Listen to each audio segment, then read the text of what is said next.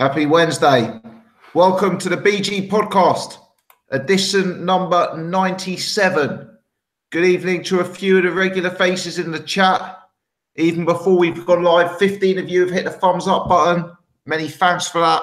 Quick shout out as well. Last week on the podcast, over 250 thumbs up over the course of the week. That makes a huge difference, means new people are checking out what we're doing. So very thankful for all that, and thanks for tuning in, guys. Already joined by Jay and by Paul on the panel. Hopefully some of the other lads will join in due course. Lots to discuss tonight. We're going to start off by taking a look back at last week's boxing. Lomachenko, Linares, I guess, being the headline fight. We'll discuss a bit about Eddie Hearn's new US deal with DAZN. I think that's how you pronounce it. Haven't covered that yet on the channel, so thought that could be a big topic tonight. And then we'll go ahead and look at next week's boxing. Selby versus Warrington, Adonis Stevenson versus Badou Jack, and one or two other bits and pieces as well. So some really good fights to discuss tonight. It's hopefully going to be a good show. So let's start by bringing in Jay. Jay, Lomachenko versus Linares. Lomachenko clocks up another stoppage on his resume. A lot of people saying the no Lomachenko streak continues. What was your take on the fight, mate? Pardon me. I really enjoyed it. Great fight. Lived up to it. Lived up to everything that I'd hoped it would be. The first opening rounds, I watched it, and it's easy to say in hindsight, and I can say this, and I'm a massive Lomachenko fan, but I could kind of see he could get caught by Linares or by someone, because he was quite open at times. And I just think when he got knocked down, I think it was good for him, because he hasn't been knocked down. I think they said since like 2007 he hasn't been put on his ass. So it kind of like shook him up quite a bit, and obviously the overconfidence, there was massive overconfidence there, and you can see why he should from previous fights, because of his great ability and how easy he finds it in there. But when he got caught square, I think it shook him up a little bit and reminded him that, hold on a minute, he can get caught, and he can be put over. Linares, to his credit, was fantastic, but you could see as the fight progressed, it was just Lomachenko did what he does to every fighter, just breaks them down, breaks their will, and it was a great performance by both guys. For me, my money, Lomachenko won quite handedly. I know it was close on the cards, and I know a lot of people have had it close, but I didn't see it as much like that. I thought Lomachenko really did the number on him, but Linares did a lot better than I thought he would. But I did say last week he's a very, very, very good fighter. So it kind of makes sense that he put in a good performance. But it was just extremely great viewing. A lot of people have said that it restores a lot of faith in boxing, and it does when you see fights like that. It was incredible, and I loved it. What did you make of the knockdown? I guess my take was that I was kind of impressed with the way Lomachenko took it and went back to dominating the fight. Some people thinking that it's a sign of things to come as he continues facing the bigger guys. He was caught pretty square. He was open for that shot a couple of times, and it was timed well by Linares. When he got back up, I think he was hurt. He kind of looked like he wasn't hurt. It was almost like a flash knockdown, and that he didn't look, but he did. He was hurt, because when he came back out, he kept a lot more distance. He didn't go straight back in. He kept a bit of distance, kept away from him, got himself composed, come out for the next round, and went straight back to work. He's just phenomenal. He's just phenomenal. Bob Arum said, you can't. I don't know where I watched it, but Bob Arum said you can't compare him to anyone, because there hasn't been, and there isn't no one like him.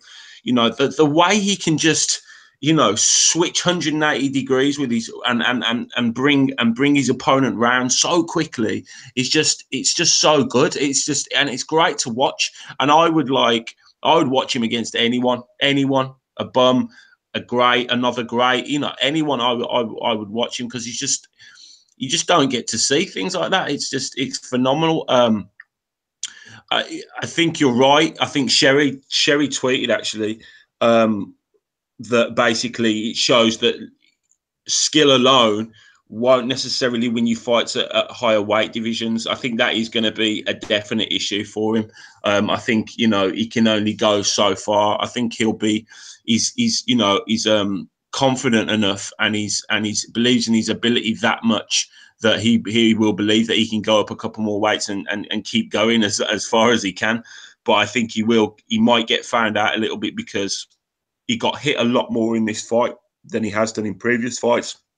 And I think, for instance, the talk of him fighting Mikey Garcia, it's still a fight beforehand that I thought would be tight between them. I wasn't sure which way it would go.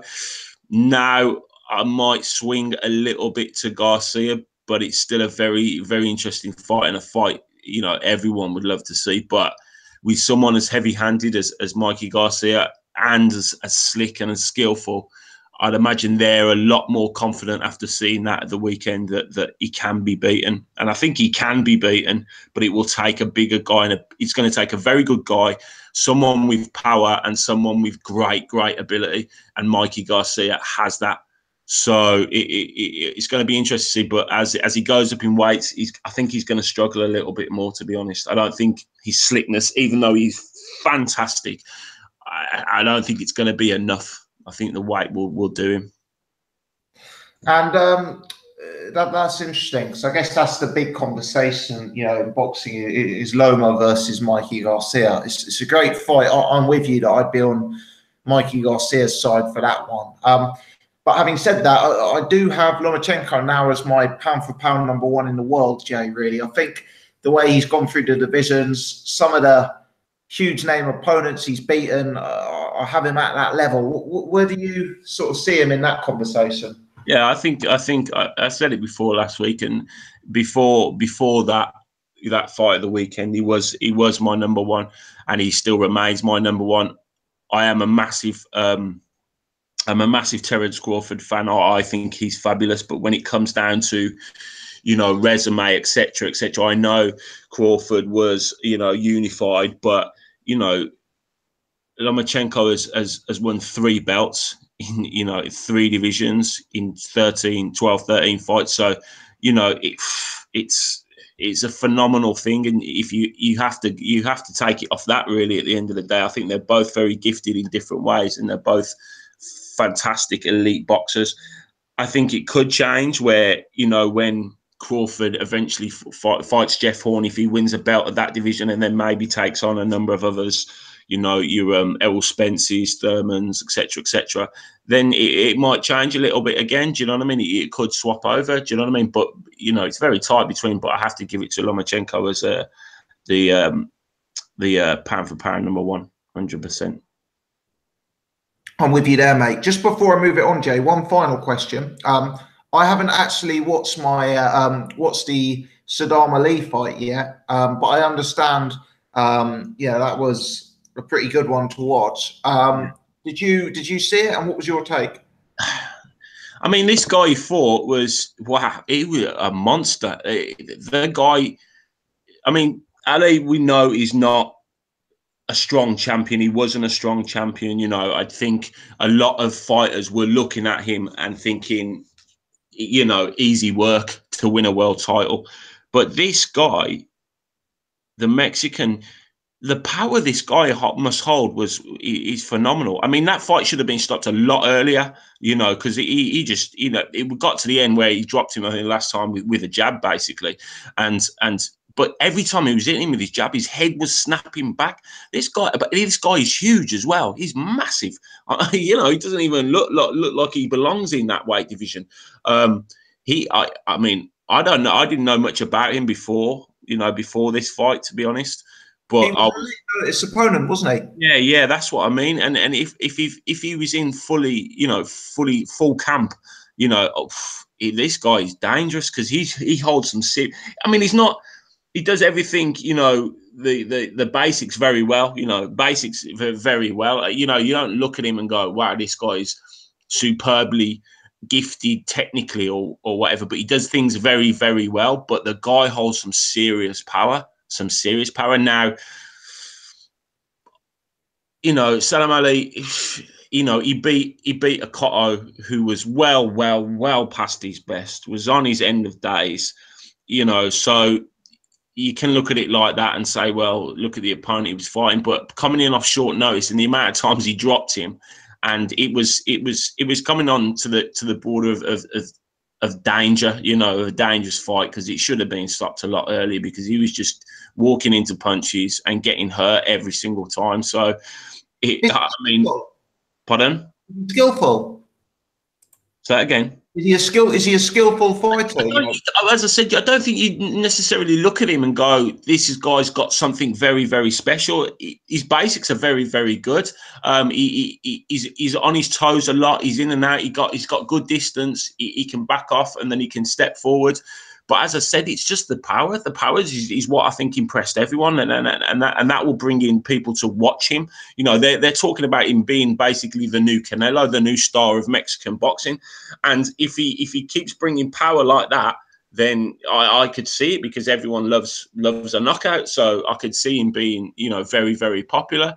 But as I said, I didn't really know anything about him beforehand. So I can only go off what I see, and what I saw was impressive, very impressive.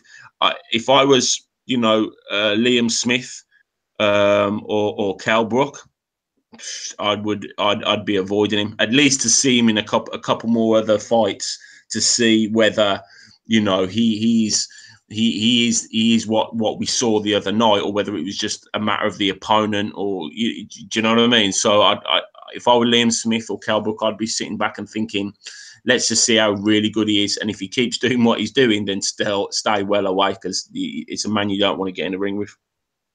Yeah, so we are, of course, talking about Jamie Munguia, or Munguia. Apologies if he's watching. Hope he doesn't knock me out. But he's 29-0 with 25 KOs, only 21 years of age, listed as 6 foot on Box Track. So, you know, that light middleweight scene, Jared Hearn, Charlo, Lara, this guy, you know, Kell Brook, Julian Williams. There's some decent names at that top of the division. An exciting scene, and I'm going to be sure to check this guy out. Definitely. He was the guy that Triple G tried to bring in as a late replacement. The guy that the governing body didn't sanction. I didn't know that, mate. Yeah, No. yeah. Well, I'd like to see him possibly against Trout. That would be some fight. That would, to be honest with you, I'd really like to see that, because against Trout. Against Trout, yeah. Why Trout? I don't know about that. Just because I just think I think that's the sort of opponent we need to see him against. Do you know what I mean? In the sense that of levels, because. Thing is, Trout's about to take another beating off the other Charlo now, isn't he? So, like, you know, by the time he'd get to him, you wouldn't just how much value there'd be in that fight. No, sorry, what am I going on about? Jarrett Heard, sorry. Oh, right. Miles, sorry. I thought that was like a real odd call for me. No, sorry. Jarrett Heard, sorry. Heard, yeah. I'd like to see him against Heard. Sorry, yeah. Because they're big guys, do you know what I mean? And come to fight. So I would definitely, that's why I'd like to see that fight. Trout. God, okay. Yeah, that's the fight I'd like to see. I hear you. Good stuff. Cheers, Jay. Paul, were you impressed? Munguia. Yeah. Look, I mean, he looked reasonably impressive. I don't think he's sort of like I don't think he's got a huge amount of skill to him. Look, Saddam Ali's not a light middleweight. Let's not forget Jesse Vargas knocked Saddam Ali out, and Jesse Vargas, you know, I reserve judgment on him. He looks like he might be decent. One thing I do agree with, Jay's a fucking unit. Jesus Christ, he's big. Him and Hearn, I mean, I don't know if there's probably about an inch in it, you know, in height, but they're both big fucking lads at that weight. You know what I mean? That is a good fight. It's a good call out by Jay. I think that is a really good fight. I wasn't hugely impressed with him. You know, like he's definitely got power, but Saddam Ali, he's a decent fighter. I like Saddam Ali, but he's not. He's. I think he's a bit chinny, like Saddam Ali. I reserve judgment, to be honest, until I see, because this Munguia's fought nobody. That was why I think it was the WBC said no to him as an opponent for Triple G because he was too inexperienced. I mean, he's fought nobody. It's a good win, but I kind of reserve judgment until he fights somebody that is legit at that size, because he just bulldozed Ali. I mean, the size difference was fucking ridiculous. So, okay, interesting. Yeah, I've heard a lot of fanfare about him, but yeah, I guess the fact he came in as a late notice, unheralded opponent has kind of created this like aura around him, if you like. So I must check him out. Yeah. Paul, Lomachenko Linares, you've been on the Lomachenko train for a good while. He delivered in emphatic style. Let me ask you about the fight prior to the stoppage. Let's forget about the stoppage for a second. Interesting that the judges were split. How did you see it? I agree with Jay. I thought Lomachenko was winning. I think I did. I was sitting there scoring it, but I think I stopped scoring it. I can't remember why I stopped scoring it, but I want to say that Linares maybe won 2 rounds, 3 rounds. Yeah, I agree, mate. The rest, I think, was clear. Loma rounds. I think what tends to happen is a guy like Linares, and let's have it right. Linares is a world-class fighter. This is a world-class, arguably the number one in that division, given that, you know, Mikey is kind of like campaigning at 140 now. He's had 2 fights up there. That's, you know,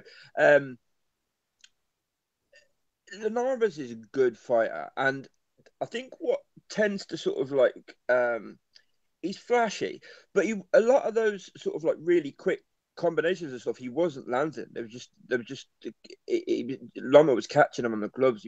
They were getting blocked. I think sometimes judges see like flashy sort of like 4 or 5 punch combinations, and that kind of sways him a little bit. I was a bit surprised by the scorecards. I really was.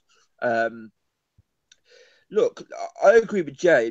For me, Lomachenko was number 1 pound for pound before this fight. I think I think if you look, you know, Gary Russell Jr., Walters, Rigondeaux, I think those 3 opponents represent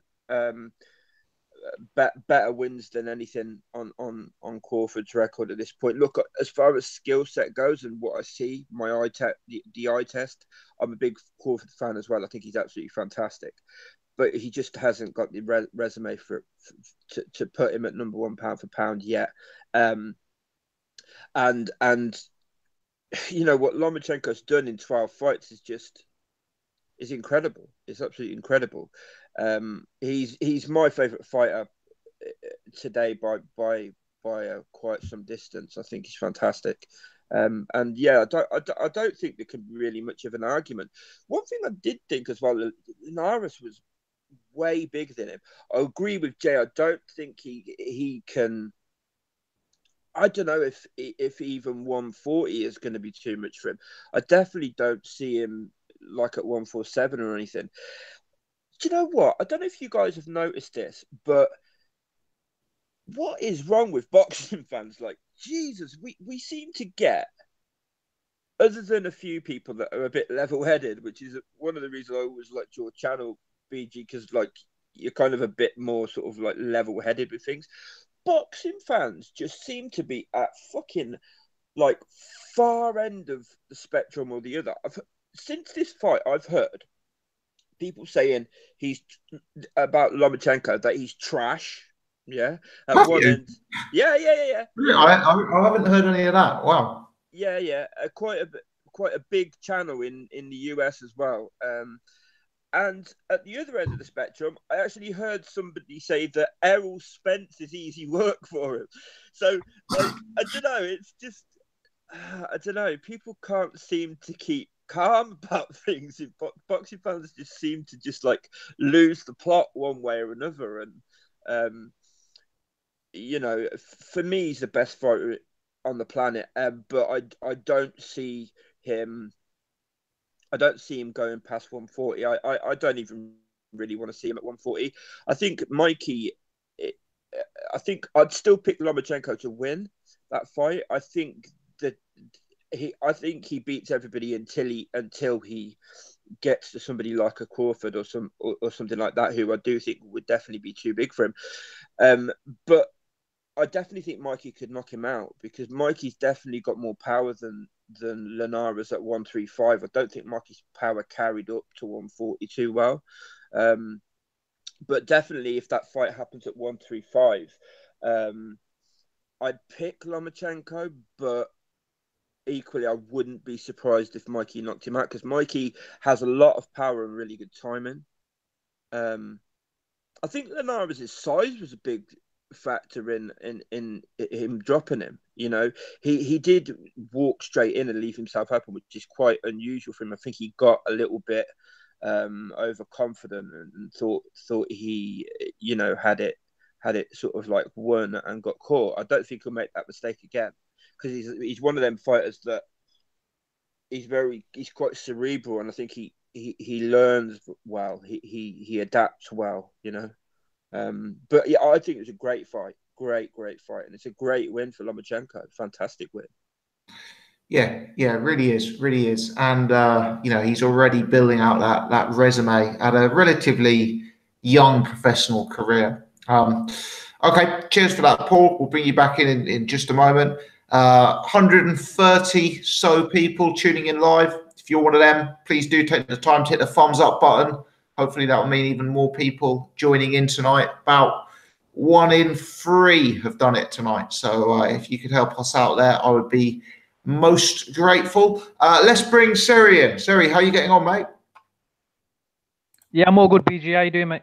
Yeah, not so bad, pal. Not so bad. Did you enjoy the boxing last weekend? Oh, mate, I was loving it. that was a top level fight. Honestly, I was like, especially like, I can't explain it. It's one of those fights where you kind of get excited just in the first few rounds, seeing them exchange and how they're kind of trying to outwit each other. I was just excited off that, and then I kind of saw Lomachenko taking over, and I kind of took a bit of a backseat, and I started lying down a bit, and then as soon as he got knocked down, I jumped up out my seat because I was so shocked at the knockdown.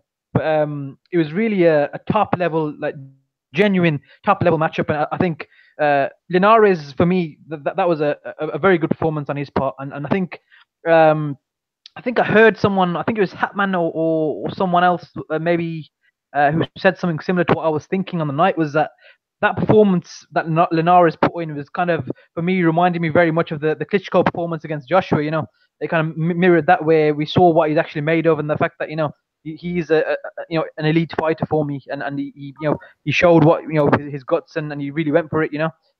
But he was just in there with a guy who's just too good. He is, after that fight, the way he came back from the knockdown, and again he just took over after a round or two. He took over again, and he kind of beats the fight out of Linares. I'm not going to tolerate anyone saying that was a quit.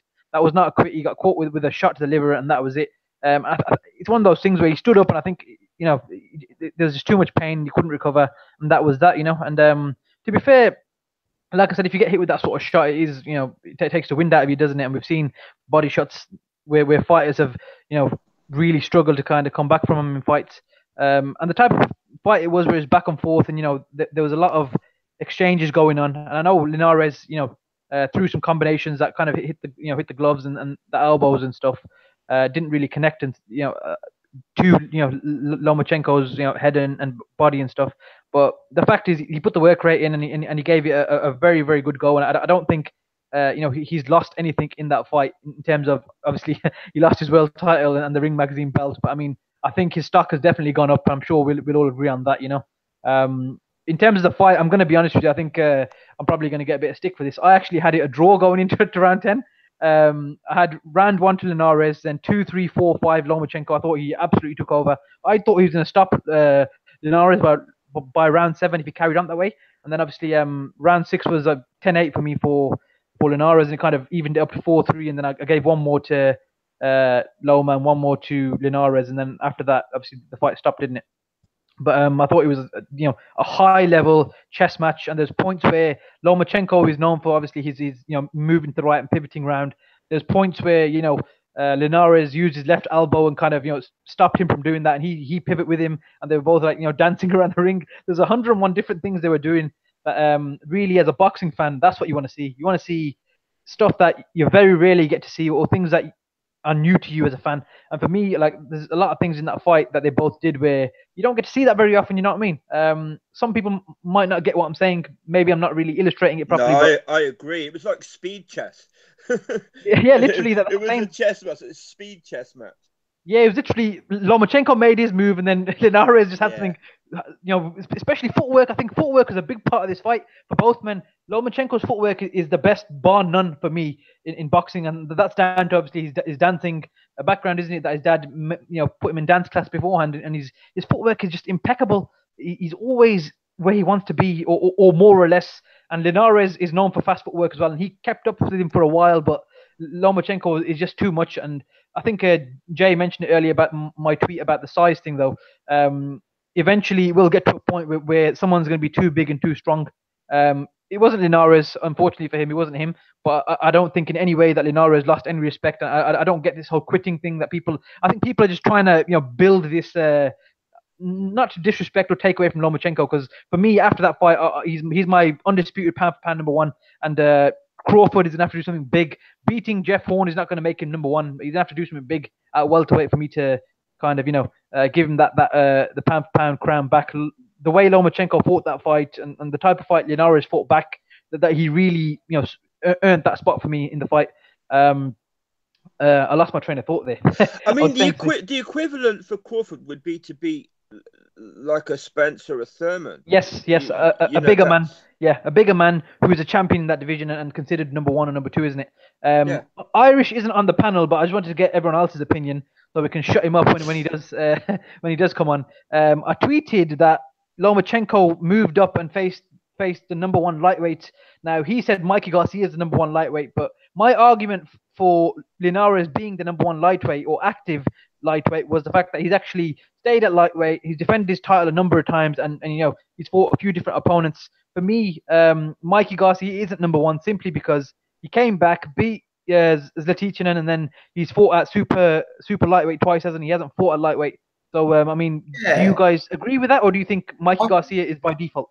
I think I said in my post-fight video that I considered Linares lightweight number one. I mean, for me, who would I have, Garcia or Linares? Garcia, probably. Garcia. It's just that I don't really think of Garcia as a pure lightweight. And I think in terms of what was available then, I guess Linares probably was the number one lightweight. Yeah. In terms of activity, isn't it? It's one of those things. Yeah, I agree. I mean, he's fought twice at 140 now. Garcia. Yeah. He fought Lipinets. He fought Broner, and then he fought Lipinets. So, I mean, they were trying to make a fucking Cotto fight recently. I think that...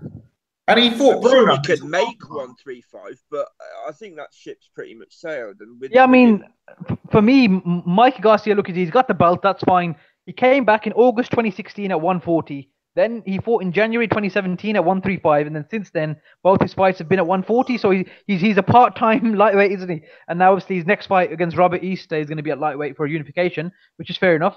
But yeah, so I mean, for me, the fight was sensational, brilliant fight, one of the top fights of the year so far. Lomachenko is undisputed pound for pound number one for me after that.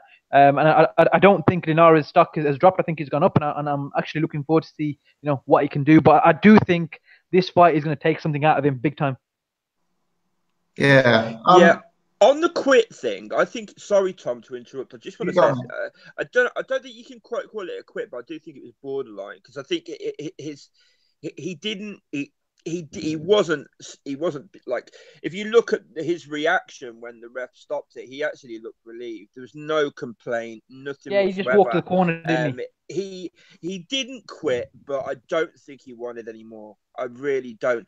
Having said that, I'm not saying I blame him, because I've been hit there, those fucking liver shots, mate. I got hit with one of them liver shots, and I did not want to continue either. Believe fucking me, mate. So yeah, exactly. Especially when you got Lomachenko in front of you, I don't think you want to carry on. But I mean, for me, I think it's just the fact that the people online, you get fanboys, don't you, and who are just swear by a fighter, and this fighter can do no wrong. Man. It's not to take away from Lomachenko. It's just I think certain guys are trying to build this cult following that everyone quits against Lomachenko, whereas this was not the same as a Walters or Rigondo or Sosa or Mariaga, was it? This is a different type of situation. This guy fought while he kept up with him at a certain point. He knocked him down for the first time in 11 years. You know what I mean? First time in his pro career. So it's a totally different situation. And he got hit with a body shot, and it couldn't continue or chose not to continue. It's not really a quit for me. Yeah. You know what? Someone asked me this week, who would I pick between peak Floyd Mayweather and Lomachenko at 130 or 135? Do you know what? I struggle with that. That would be a very, very tough one. But you know what it is? I think people don't really recall Floyd Mayweather's fighting style back then, do they? Because a lot of casual people and the wider boxing world just remember Floyd's recent run, don't they? They don't look back at his style. Then was nothing like the later Floyd. He was a lot more offensive, a lot more offensively minded, and had quite a lot of power down there. Yeah, power, exactly. To forget as well. That's why I want to see the Gervonta Davis fight. I'm not saying Gervonta's like Floyd, but I mean similar sort of the power and the ferocity of Tank against Loma. Even though I think Loma will beat him, but I just want to see what sort of if he can pose any sort of problems for him. What do you guys think? Do you think he will? Do you think he'll stay at 135? Or do you think he'll go back down? Because I'm not is Linares is the bigger guys than Linares at 135? Do you reckon he's the biggest guy at 135 over the? No. Robert Easter's a giant, but obviously technically he's shit. But Robert Easter at 140 though. No, he's 135, IBF champion. And then you've got Beltran is decent size. Yeah. And then who's WBC? Who's that? That's Mikey, isn't it? Yeah, Mikey. So yeah. Yeah, so I'm not sure he'll stay there. I'm not sure he's going to fight Beltran, isn't he, in August? So he'll unify the WBA and WBO, and then he can decide what he wants to do from there. So the whole sort of Floyd statement of if Tank wins and Loma wins, they're going to fight each other. That's not happening now. I guess, no, that's not going to happen anytime soon. Okay, well he beats Beltran easily. Very easily. Beltran's got a fucking it's fascinating to see where he goes from here and who he fights. But he certainly made a fan of me in the recent months. Let's put it that way. But anyway, we can move it on, guys. Anyone got anything more to say on last week's boxing before we roll on some of the news stories? I'm interested to hear what Sherry thought of Munguia. I'm not sure. I can't fucking really make up my mind. He seems to have attributes, but something that's telling me that I'd like to reserve judgment. Just I'm not sure about him. Yeah. I mean, for me, obviously Saddam Ali's a 147 guy who got knocked out by Jesse Vargas. Yeah. He was meant to be a cherry pick for Cotto to go out on a win. Unfortunately, it didn't work out for him. And obviously he had a title at 154. That Munguia is huge. He's massive, isn't he? He's young. He's strong. A fight I'd want to see him in is it someone like him and Jarrett Heard, similar sort of size guys, big, huge units. But I don't know if he's got the skill set to kind of to work his way through against these sort of guys. But what it is, he's only 21 years old. He's young. So he's like a David Benavidez, but obviously Benavidez is a lot better so far. That's what I thought. I think that the Cotto win has flattered Ali. If Cotto was done, man, that was absolutely done Cotto. I think that's kind of made him seem something that he's kind of really not. I think a lot of people knew that Ali isn't some top level fighter, but the reality is I don't think Cotto even realized himself how finished he was. Obviously, bear in mind 4 months prior to that, he just went like 12 rounds with Kama guy who was a lot bigger than him as well, and he beat the shit out of him. Kato did, so he looked pretty decent in that fight to me. But as soon as it came to that fight, he was just finished for me. Father time comes quickly, innit? Yeah, you never know, and I think Ali fought to his like advantage, and surprisingly, he hurt Kato a few times. He wobbled him, so it's a good thing that Ali got the belt, because at least we created a new champion. Rather than Kato giving him a loss and retiring, gave something back to boxing in a way. Unfortunately, obviously for Ali, he got knocked out in his next fight. But this new kid is obviously, he looks promising enough from that, but he just knocked out a welterweight. You know what I mean? So you got to take that into consideration. And he's a massive guy. So let's see how he does against some proper 154 guys like Liam Smith when he fights him next, and we'll see if he can hang with these guys. I'm pretty sure he'll beat Liam Smith, to be honest, based on what we've seen. I mean, in true boxing fan style, you've got people going way overboard with this career, like already, like saying, like he would have been a better opponent than Martirosyan. He would have done better against Triple G than Martirosyan, like based on this. I mean, like, yeah, you can't compare that. And like we said, he's got not much experience. He's only 21 years old. He got obviously this opportunity. He took it with both hands. He used his boxing skill that we saw, and his size and power and everything to his advantage, and he beat a career welterweight. So fair play to him. He got the belt, and let's see what he does against Liam Smith, and then we can kind of reserve judgment until then. Yeah, man. Yeah, well, looking forward to checking him out. So I'll let you guys know when I do. Right, okay, thanks for that, guys. Let's move it on to the big story in the world of boxing. And I guess that has to be this deal that Eddie Hearn has announced with the streaming service in the US. I believe the company he's signed with is called DAZN. Although if I've got that wrong, I'm sure someone will correct me.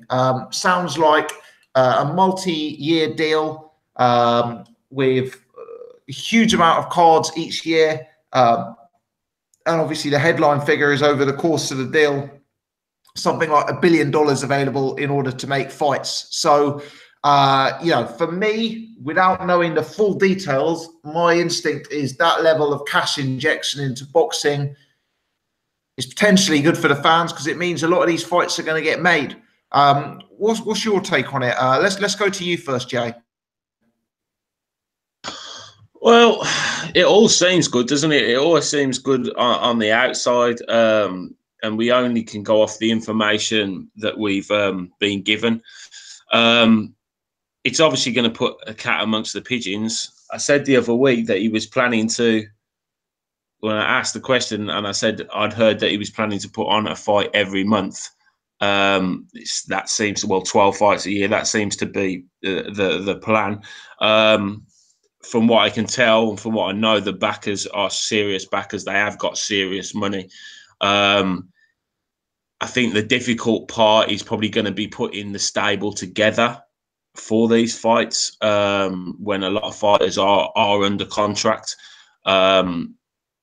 He did talk about that in that Eddie Hearn interview the other day, that he did talk about the pressure coming from Sky Sports and coming from the other side of the Atlantic to the ability to put on quality shows.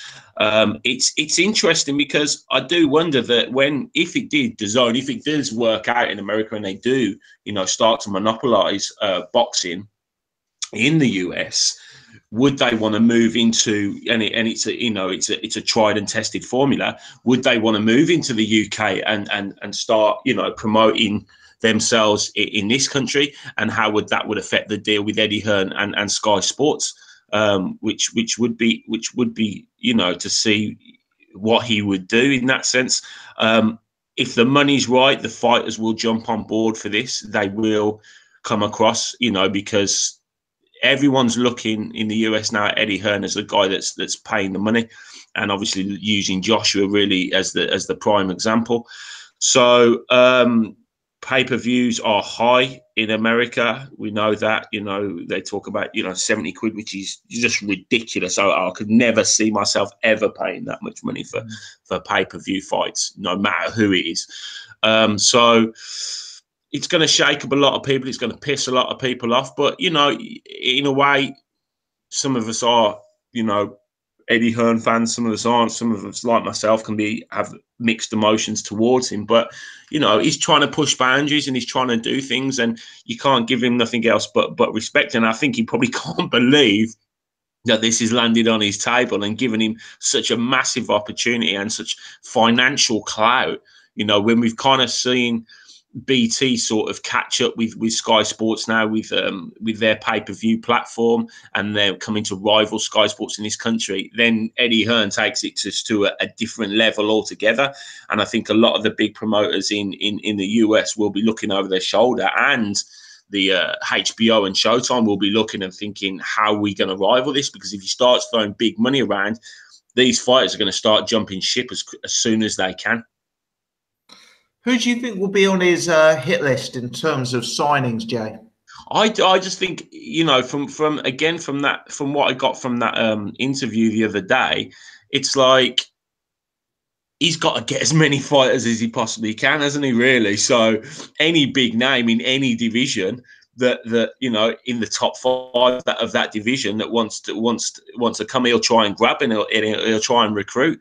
So, looking at, you could go through every division, couldn't you, and really pick out the top names in that division. If you're looking at, welterweight, he's gonna try and target your Thurman, your Spence, your Porters, your Garcias, anyone he can get his hands on who he can put decent fights together, he's going to try and do, because it's coming across that money's really not going to be, no object. And because there's very few fighters in the world that command mega money. You can name them on one hand, your Canelos, now Mayweather's gone, Joshua, there's very few fighters that command serious amounts of money. So, he's got his pick, really, unless obviously depending on what sort of contract they're tied up into their promotional contracts at this point in time. But, your Broner's going to jump on it, your Charlos, any top fighter is going to look at it and think, if he's paying the money, I'm going.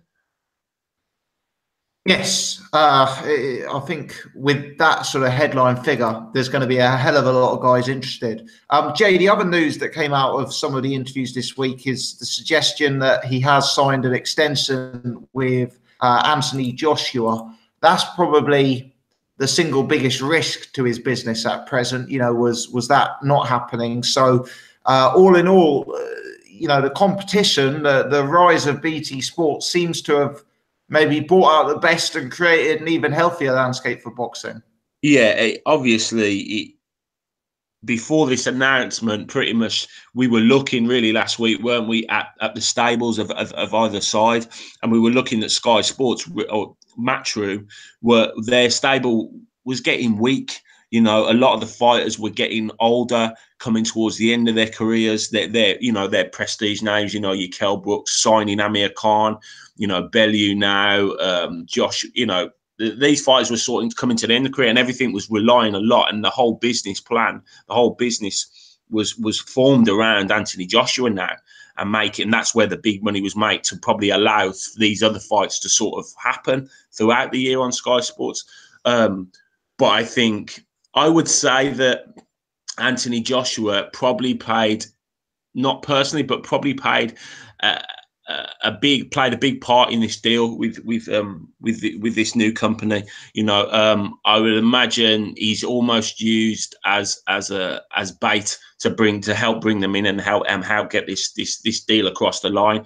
Whether it'll affect Anthony Joshua because he's a pay-per-view sort of guy and they're not going to do pay-per-view, I don't know how really he'd work into the equation, but he was obviously used. It was very essential probably to keep, he would have moved heaven and earth to keep Anthony Joshua on side. And really, Anthony Joshua's making serious amounts of money. He's done all right, hasn't he? And Eddie Hearn has done all right by him. So, if he's the genuine, humble guy that we hope and believe that he is, then possibly there's a certain amount of loyalty involved. Him signing on with Eddie Hearn, we don't know how the deal's structured. We don't know how it's changed. Will the percentages change? Would have, Eddie Hearn allowed his percentage to drop a little bit, or Sky Sports percentage to drop a little bit to keep Anthony Joshua? And with Eddie Hearn having the influx of this new money coming in, it could have made him afford to be allowed to drop his percentage and change the contract and change the deal that he's got with Anthony Joshua. But whatever the deal is, he's still linked to Anthony Joshua, and he still has some, you know, I wouldn't say, but he, you know, he still has the prestige and the aura that surrounds around Joshua and being his promoter. 100%. Yeah, I think it's that association has kind of taken both of them to the next level. And as you say, even if the deal wasn't signed with Joshua there, or the deal wasn't signed to get Joshua on the zone, I think that association has, you know, done Hearn no harm whatsoever in terms of landing a deal like that, I guess. Let's bring Paul in. Paul, how significant is this breaking news? How significant is it? I don't know how significant it's going to be for us in the UK, but if you look at boxing overall, I think it's, you know, like worldwide, it's quite significant. I think it's significant for the I think US. Sky get all of the shows, don't they, mate? Say again? I think Sky get all of the shows. Do you know what? I haven't really looked into the deal properly, and I'd be lying if I said I, like, you know, understood all the ins and outs of like how this will work out. I mean, my gut reaction is kind of like yours, Tom. I think it's the way I view it is it can only be a good thing for boxing. It's a cash injection. It's Eddie Hearn is viewed as, even in the US, I hear people in the US saying it all the time, as the best promoter in the world, the best guy to be behind something like that. I can see guys like Tank that are kind of a bit disgruntled and stuff, like, you know, very public issues with their promoters and stuff. Definitely looking at that and saying, you know, if you look at the PBC, when the you know, Al Heyman and the PBC, they sort of like loads of fighters went to them. I think I view this as sort of like the sort of like 2018 version of that, and I think a lot of fighters will look at the overall package and what they offer, the amount of money, the fact that it's Eddie Hearn, you know, how well he's done with Anthony Joshua and stuff, and see it as a you know, a really inviting prospect. And, you know, I don't see a way it's not good for boxing. Okay. And if you were Eddie Hearn, who would be your hit list of US fighters, mate? Well, I think Tank has the potential. You know, Davis, he has potential. Clearly, problems with Floyd. It is a shout, right? And it's an outside shout. Canelo, and I'll tell you for why. I think that is a shout.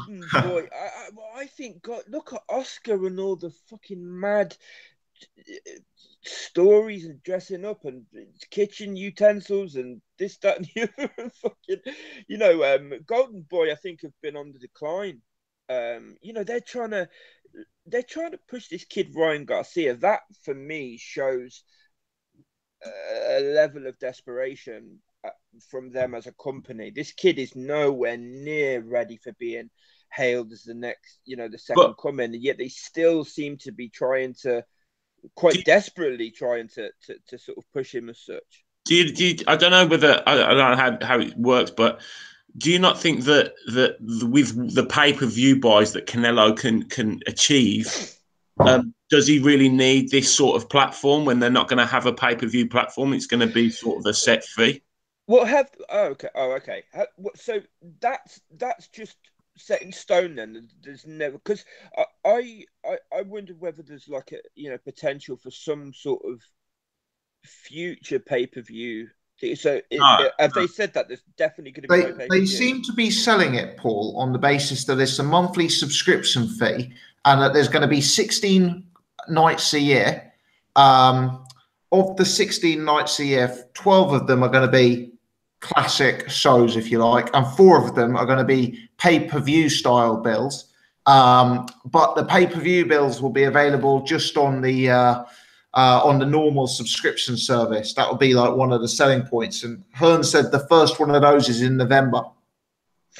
Right. I mean, I did see some of the press conference and the way, you know, some of the stuff they were saying about the actual platform or whatnot, I just didn't realise that it was sort of like a set in stone thing that there would be no pay-per-views. If that's the case and that doesn't change, then no, I agree, Jay. I don't think because I think what they're saying is basically people can take away their HBO subscription or their Showtime subscription and just pay this and get the lot, you know, and so you wouldn't be having your pay-per-view bills, you wouldn't be having your subscription, you know, save yourself a whole load of money and just pay for this per month. I'll tell you what, your point about it coming over here is a really good one, though. That's something that occurred to me as well, because it seems like a pretty good deal, doesn't it? For as a boxing fan, you know, you just get everything. And plus, I think the way it's a bit like Netflix, isn't it? Where you can just pay for a month and you don't have to be tied into a. So, like, say if there was, you know, no decent fights made in September or whatever, you don't have to pay for it. Do you know one of them ones? I presume so. Yeah, I mean, most things are, you know. Well, that was what the guy from, is it DAZN or whatever? That guy that was at the press, that initial presser with Eddie, that was what he seemed to be saying, that if you don't want to pay for a month, you can just, or if you go on holiday for a month, you can blah, blah, blah. So, I mean, yeah, we're getting into sort of minutiae now, but I wonder how it would, because I mean, the UK market's booming, and you would imagine a company trying to get into boxing, worldwide boxing, would certainly look at the UK as a potential market, and how that would work with Sky, with Eddie being sort of like working with both of them is an interesting question, isn't it? It's an interesting thing. It is. It's a big unknown. It's a big unknown, but yeah, certainly hoping that in the in the short-term future, what it means for us is that huge fights get made on a relatively affordable platform, and for us UK fans, maybe we do see the start of a return on our Sky bills. You know, from the most unlikeliest of directions, but there you go. Let me bring Seri in on this. Seri, what's your take on it? Yeah, I mean, any sort of like deal like this with that much money getting pumped into boxing is only a positive for me. I don't think you can really spin it as a negative in any way. If you're really a boxing fan, you're going to appreciate that, you know, there's been a move made here to kind of, you know. Oh, we've lost you. We've lost you there, Sherry. We've lost you there, Sherry. You there, mate? Hello, Sherry. We may have to come back to him. I think he was kind of getting the gist out that, you know, any kind of cash injection at that sort of level, you know, can only be a good thing for the sport, which is certainly something that I would agree with. But hopefully we'll be able to bring him back when his connection gets sorted and he can tell us himself. Let me just try again. Sherry, are you there, mate? Okay, we may have to come back to Sherry in that case. Gents, I'll move it on to some of the fights next week, because there's a real range of action next week, actually. Let's start with the Leeds bill. Possibly not the most vintage of bills from start to finish, but an interesting headline fight in Josh Warrington versus Lee Selby. Paul, what's your take on that fight? How do you see it playing out, mate? I think the only positive for Warrington is at Ellen Road. I think it's easy work for Selby, to be completely honest. I really do. I don't think I've never really been a huge fan of Josh Warrington, to be completely honest.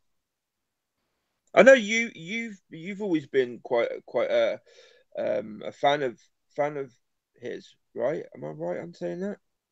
No, I've been a bit of a Josh Warrington skeptic historically.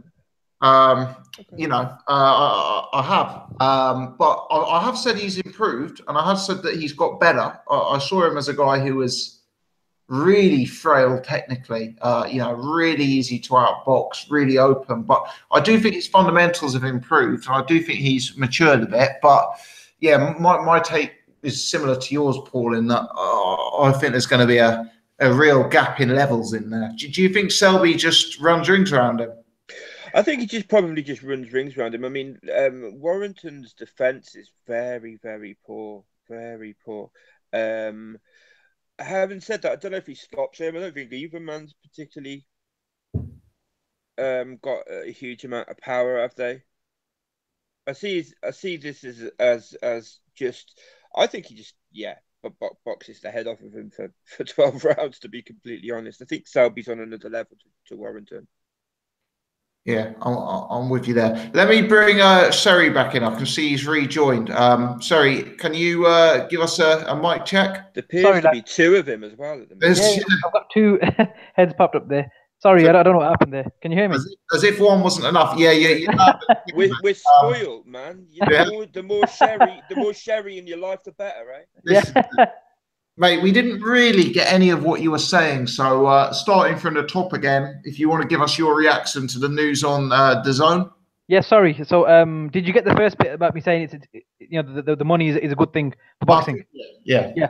So what I was saying was just to clarify for Paul and obviously anyone else who wasn't sure about the deal. That what they said was that the 16 fight nights in America will be available for Sky customers as part of your subscription anyway. So in the UK, you'd get those fights that they make in America as part of your subscription. So whatever fights they have in the UK, you get those standard, and then you get the DAZN fight nights included on your subscription anyway. So you carry on as normal, and you get that included. And then obviously we also have our pay-per-view that we pay for as and when they come and go, and then vice versa. So the DAZN will obviously get the 16 fights they have in America plus the 16 other fight nights from the UK as well as part of their subscription in America and around the world. And what they were also saying was Eddie Hearn said in his interview with Coogan that the money won't just be for the American fights, it will be for UK fight nights as well. So that production budget will obviously increase, and that money will allow for bigger fights to be made, because what the Perform group and DAZN said was, if you can guarantee that we get better fights, then you can use that money for your UK as well, because it's still going to be shown on their platform. So even the fights that they make in the UK, for example, if it's a domestic card, they can still bring over an opponent from across the pond to make it a world title fight. Entice fighters to come over here and fight without it being a UK pay-per-view card. Just use more of the money that they're giving them, basically, if that makes sense. So basically, all around is just going to be a lot more money in the pot. So not just for the UK, but for the American, obviously, scene as well. So as a proposition, and from what they're saying, it just means there'll be a lot more money pumped in, and a lot more fighters are going to be willing to fight each other, whether that's in the UK or USA. I think a lot of rumors on Twitter about Mikey Garcia being the first signing, so that would be a big power move. They pull that off, and that would be a good way to set the tone, wouldn't it? You've seen a few people criticising this as well in the US. I don't know what the mentality of some boxing fans seems to be, a bit sort of like tribal, yes, because he's English or whatever. Because he's English. But I mean, how many times have we seen fights that we're hoping for, and one guy kind of like wants too much money? And I know a lot of the time that's seen as just like a duck, but sometimes they do want more money. Do you know what I mean? And yeah, this is a move that means that Eddie Hearn's going to be in a position to give it to them if they deserve it. This can only be good for us. Sure. Yeah, exactly. They were saying that the money works out to an average of $5.7 million per fight night. So that's a massive budget. Obviously, bearing in mind that that's an average. So some cards will obviously probably be more depending on the fights they put on. But with that sort of budget and that sort of power behind you, there's no way that fighters can say no to certain fights, because a lot of the excuse is there's not enough money in certain fights. For example, Burnett and Tete fighting on Sky Sports, probably wasn't enough money in that fight. But in the World Boxing Super Series, there's a lot more money, so that it's worth taking the fight, isn't it? It's one of those things. Definitely. 100%. I mean, the only negative, if I was a world championship fighter, which unfortunately I'll never be, and Eddie Hearn got on the phone, the only possible negative I could see is, would I be wanting to fight on a streaming service that is so untested? Because, I'd want my fights to be as visible as possible. I'd want as many people as possible to check me out. And at this point, to my understanding, for boxing, it isn't a proven platform in terms of views. But then you've got to counter that with the money. And, you know, you'd have to assume that as long as the money's put up in the first place, the fighter's protected, even though, yeah, it would be hugely disappointing for that fighter if, you know, they got paid the big money and then there wasn't really the amount of viewers that were anticipated. But is that a legitimate concern, or am I going around? I think you're fair in saying that, because especially in traditional sense, boxing has been a TV thing, hasn't it?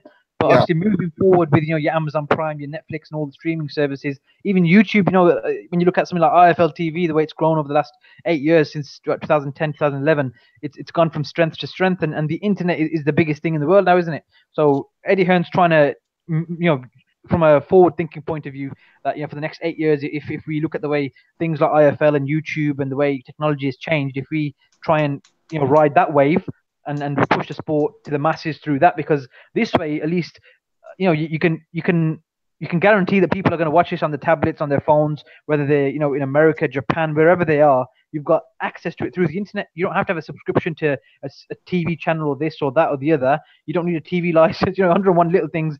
You can just pull out your phone, go on the DAZN app. Obviously not in this country, but in whatever countries it's available. And you've got boxing from Japan or, you know, Europe, America, wherever it is. Because what they said was it's not just going to be, you know, the shows here. There's going to be other countries that are showing on there as well. So there's going to be boxing non-stop. And if you're a boxing fan, then it doesn't matter which promoter it is. If it's a good fight, then you're going to tune in, aren't you?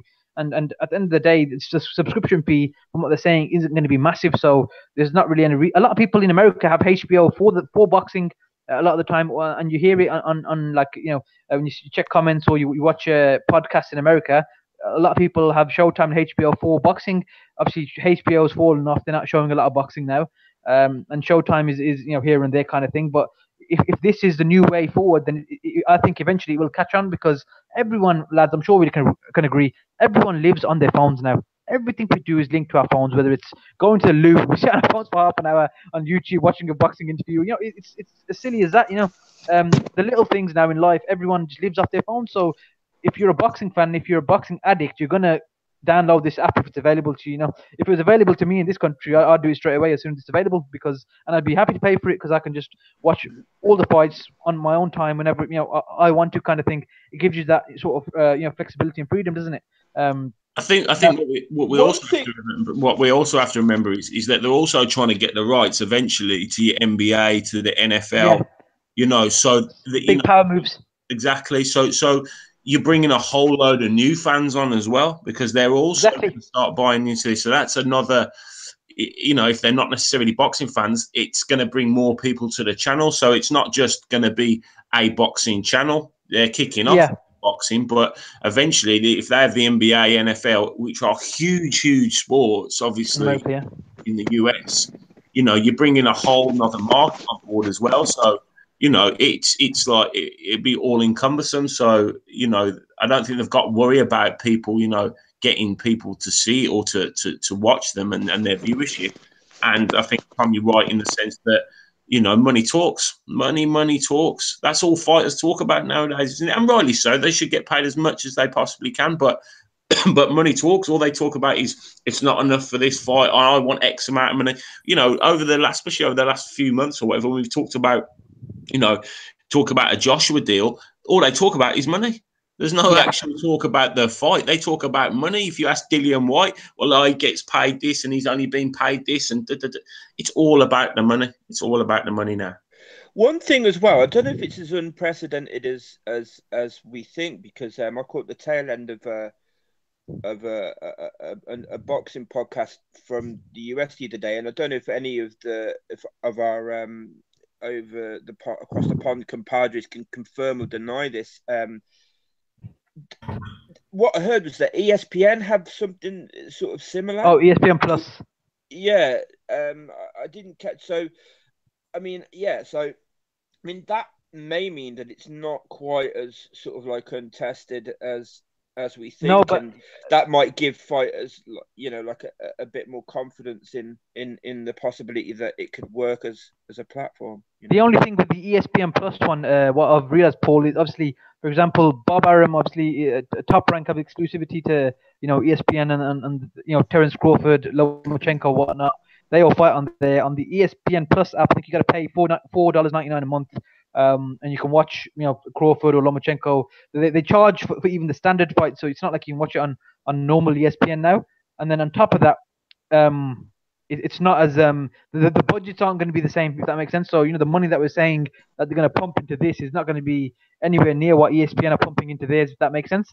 Yeah, So, it's like obviously that ESPN, on steroids, isn't it? Exactly, yeah, 10 times more basically. Obviously you can imagine that Lomachenko and Linares got paid well, but then if you imagine that a card that Eddie Hearn might do in the future, but I'm not saying that this will be the case, but let's say the top 2 fighters get paid a lot, but everyone else is going to get paid a decent amount as well, if that makes sense. There won't be well, there probably will be a lot of disparity between the main event and the undercard, but everyone's still going to get paid a lot more than what they normally would, if that makes sense. Potentially, that's what they're kind of leaning on with this. I think in terms of I think Tom BG, you were saying about the fact that it's unproven and we don't know how good it can be and the viewership and all that. I mean, I think we have to kind of give it a chance in the sense that if we look at things like Netflix and your Amazon Primes and all that stuff, these things obviously not only do they have massive amounts of money behind them, so they can advertise. They've obviously started off with old films and films that we've seen and just put them on there for us to stream when we like. But then slowly now they've started obviously putting on the Netflix originals, haven't they? Where they've made films or series and they've been super hits. So I think it's one of those things where through word of mouth and through advertising, it's going to get bigger, isn't it? And Eddie Hearn is a master salesman, that sort of stuff. The only thing is, the catch is that the Americans, I don't think they get his sense of humor and the way he is yet, which might be a bit of a difficulty for him. But I think, look, with the money they got behind him, the advertising should not be too much of a problem.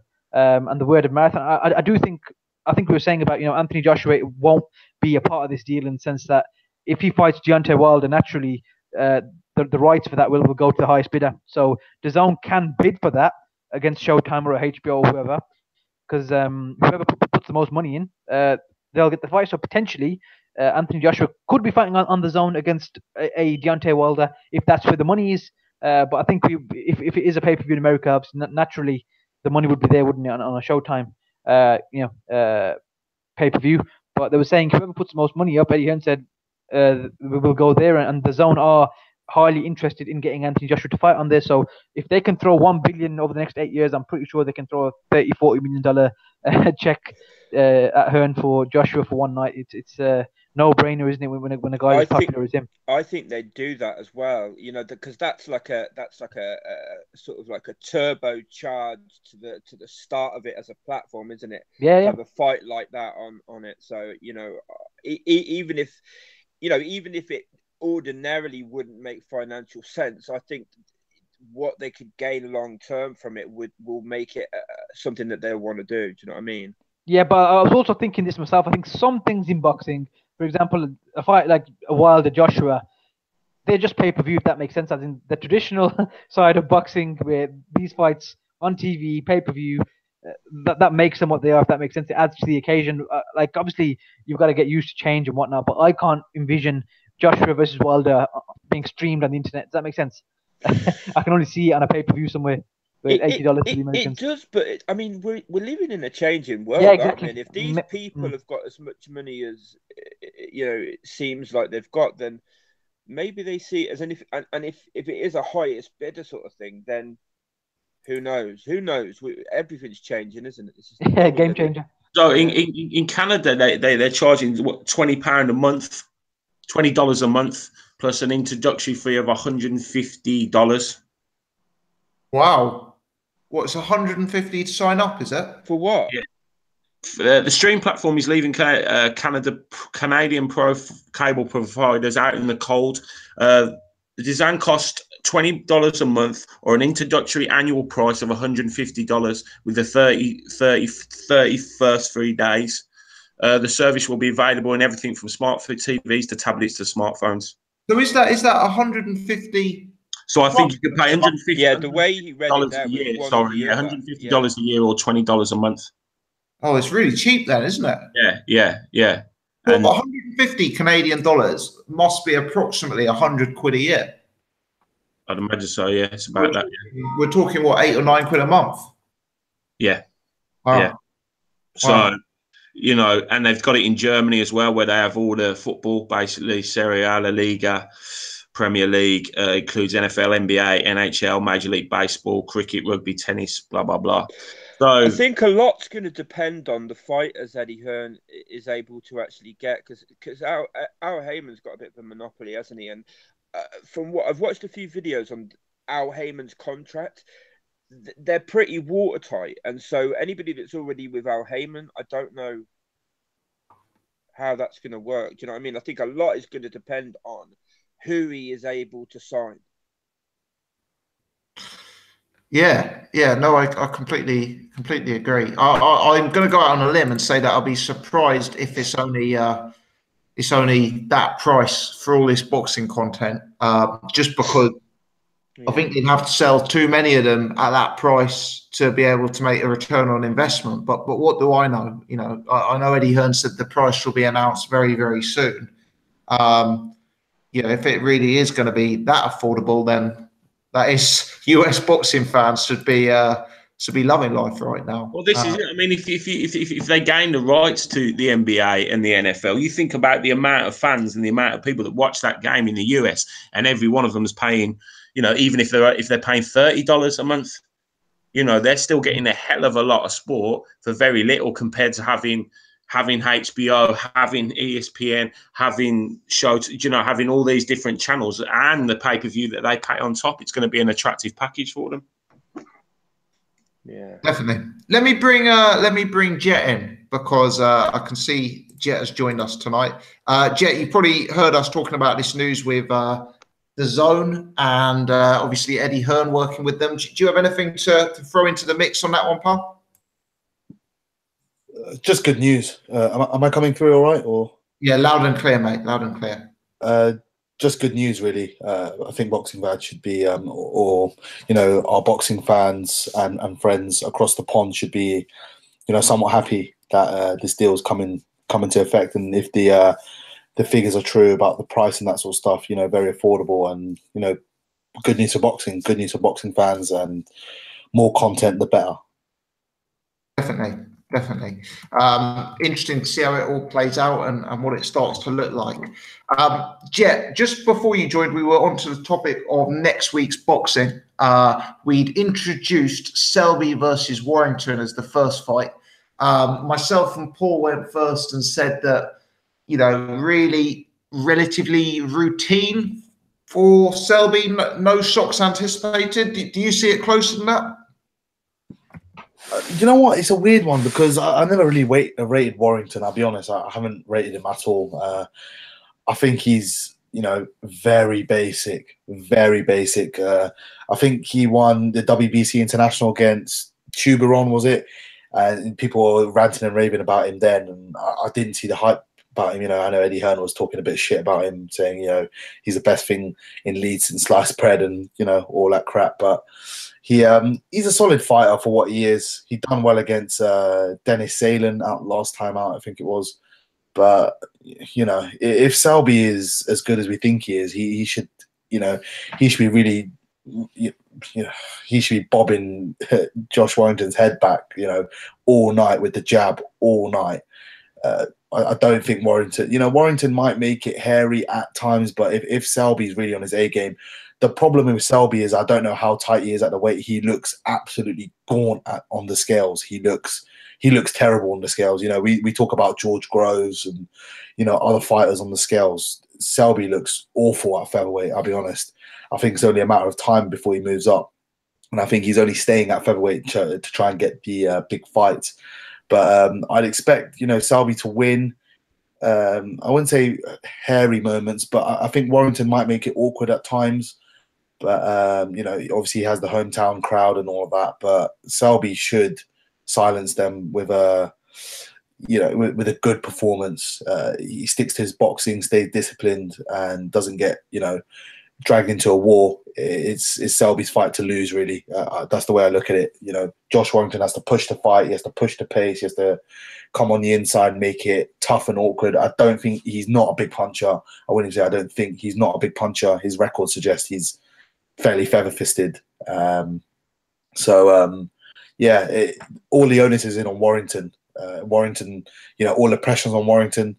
I don't know if anyone saw his IFL TV interview. You know, I think it was earlier today or yesterday after the final press conference. He said, Selby's not rattled me, but he was the one making all the fucking noise in the press conference. Selby was cool as ice. So maybe the pressure is kind of getting to Warrington. But yeah, I guess we'll see fight now. I think Selby should win, you know, 9-3, 8-4, something like that. I'd say 9-3, you know, on points. Okay, no, that makes sense. The weight thing for Selby is, I guess, his key criticism. With Warrington's sort of high output pressure style, is there any chance that could bear fruit later on in the fight, Jep? It's a possibility, but I think that's a very, very unlikely possibility. I think, you know, I do say, you know, Selby, I think we all say Selby doesn't look good in the scales, but he's never really shown a vulnerability to the body. I don't know if that's just me, but he's never really shown frailty to the body. So I don't know, but, you know, Warrington has to come into range, and he has to come into range effectively. I think, you know, that pressure fighter style, sometimes he can go a bit gung-ho. It's happened in his, you know, previous fights. I think it was against was it Highland? Was it Highland? I think it was. He didn't look good in that fight. I know he won in a couple of rounds, but he didn't look good in that fight. There's obviously, you know, past fights, but they're long gone away. The Ceylan fight, I think when he got peppered with a jab at times, he looked really good in that fight. I'll be honest and say that. But when he did get hit with a jab, and Ceylan was hitting him with the jab, he couldn't keep him off him. You know, that jab is an effective weapon, and Selby can, you know, box behind the jab. Warrington's going to have a really, really tough time coming on in the inside. And I said all the pressure's on him. You know, he's got to force the fight. He's got to put the pressure on. All the crowd's behind him. If he doesn't come into range effectively, if he doesn't get the punches that he wants off, you know, the crowd's going to start getting to him. They're going to start getting on top of him. And Selby's just there. All he needs to do is box behind his jab, move, keep his feet moving, and be smart in there, be efficient, and use, you know, his better ring IQ and his technical skills. And you know what? I don't think Warrington's I don't see any snap behind Warrington's punches. There's a lack of snap behind his punches. He's not a heavy-handed guy by any stretch of the imagination. So he may be able to hurt him once or twice to the body. Maybe. I'm not 100% sure on that. Don't take my word for it. But he's going to have to do a lot. He's going to have to, you know, box absolutely out of his skin to win this fight. And hope Selby is probably declined as well. Yes. Yeah. I mean, could Selby have got old overnight? It's one of those questions, isn't it? Selby's not getting any younger. We've seen a lot of fighters from that generation get to the point where they're not putting in their performances. My take is I haven't yet seen that level of decline from Selby, but we shall see. Okay, it's not looking good for Josh Warrington so far. If you listen to the panel, that's 3 predictions in Selby's favour. Sherry, what's your take, mate? Are you gonna upset the apple cart with your prediction here? I'd love to, but no. No. Selby all day. I think he's going to outbox him. Potentially, if he really wants to and puts it on him, he could stop him. But I think Selby points win is probably the safest bet. This whole thing about the Leeds Warrior and the crowd's going to roar him on, I think that's a lot of pressure for Josh Warrington. If anything, it's probably going to hinder him a bit. I don't think he's that type of guy. He's never been in a fight this big. He's never fought anyone as good as Lee Selby. He's not that good. He doesn't hit hard enough. Selby hasn't, you know, looked spectacular in his last few fights, let's be honest. But I think he's got more than enough in his natural ability and his boxing skill and IQ to handle someone as basic and as, you know, someone who doesn't hit very hard the way Josh Warrington fights. So I think Lee Selby should win on points for me. Yes. Okay. So 4 of us on the Selby points prediction.